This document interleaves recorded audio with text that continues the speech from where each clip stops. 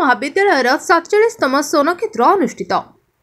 धर्मशाला महाविद्यालय 47तम प्रतिष्ठा दिवस पालित हो जाइछि। महाविद्यालय अध्यक्ष स्वरूपानंद पंडा अध्यक्षतार मुख्य अतिथि भाव जाजपुर सांसद रवींद्र नारायण बेहरा, मुख्य वक्ता भाव कोरेई विधायक आकाश दास नायक, उद्घाटक भाव धर्मशाला विधायक हिमांशु शेखर साहू जोगदे धर्मशाला महाविद्यालय समग्र जिले में प्रतिष्ठा रही।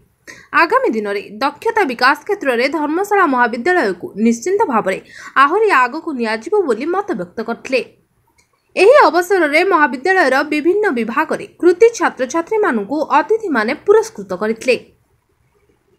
आज धर्मशाला महाविद्यालय 47तम वार्षिक उत्सव एटा गोटे नियारा ए कॉलेज स्मृति जाजपुर डिस्ट्रिक्ट में सारा ओडिशा रे किसी अभूलनीय स्मृति अच्छी। तेणु ये कॉलेज रे जब नवनिर्वाचित आम है तुरंत हिसाब से कॉलेज रे मैनेजमेंट टीम कॉलेज समस्त सहित डिस्कसन करूँ। जमी कॉलेज रे डिक्लेयर है सरकार आमर बदलिला शिक्षा उपर बहुत आम दृढ़ हिसाब से आलोचना कर शिक्षा केमती आगू नहीं जाऊ बेसिक स्किल डेवलपमेंट पर। तेणु आपड़ कही कॉलेज मैनेजमेंट डिक्लेयर करें स्किल डेवलपमेंट रे आम पूरा जाजपुर रे धर्मशाला को पंजीकरण कलु और स्किल डेवलपमेंट गोटे घर अना अच्छी और गोटे घर डिक्लेयर हो गोटे घर हम skill development entire Jajpur district जिते स्किल डेवलपमेंट जो मैंने पंजीकरण आसवे धर्मशाला करेंगे। आठू बड़ कथा कौन अच्छी। तेणु निश्चय आज भाया पवित्र दिन में आपण मानक गोटे कथा कह धर्मशाला महाविद्यालय जहाँ 47 वर्ष जहाँ न होता निश्चय आप जो 48 49 वर्ष में देखा रूपांतरण किसी नुआ हो जाए।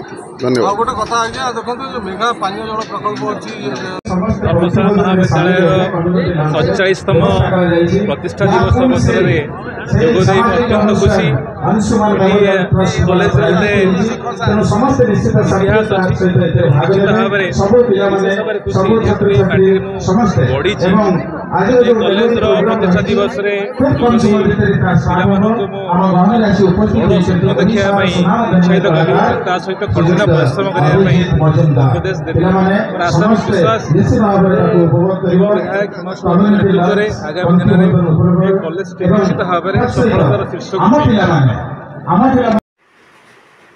Bureau report the news today.